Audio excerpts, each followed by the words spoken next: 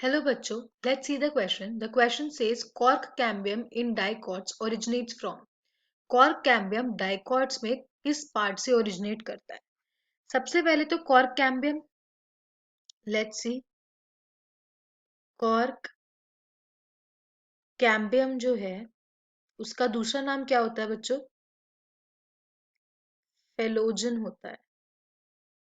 और ये फेलोजन कैसे डेवलप करता है? जो स्टेम होती है ना, वो दो पार्ट्स में डेवलपमेंट शो करती है. एक आपका ये पार्ट है जिसे आप क्या बोलते हो?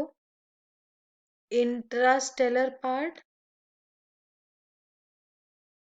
और एक आपका ये पार्ट है जिसे आप क्या बोलते हो? Extra stellar part. जो एक्स्ट्रा स्टेलर पार्ट है ना, वो डेवलप करता है आगे.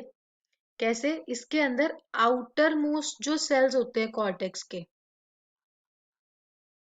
Outer most cells of cortex, ये क्या करते हैं? एक मेरिस्टेमेटिक लेयर बना लेते हैं.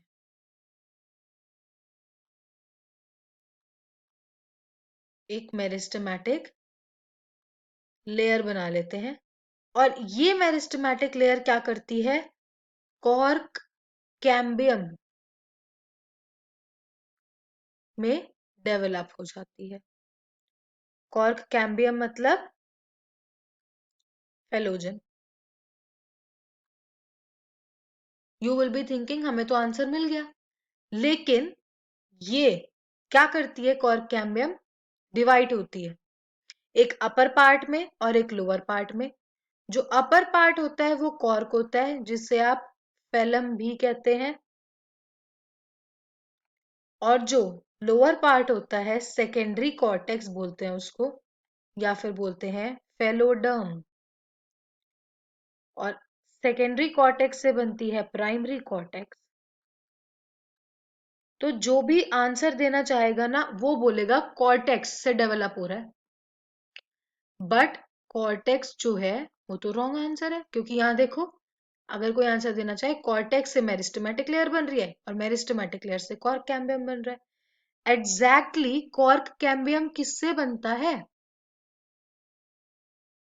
कॉर्क कैम्बियम बनता है पेरीसाइकिल से. पेरीसाइकिल से डेवलप होता है.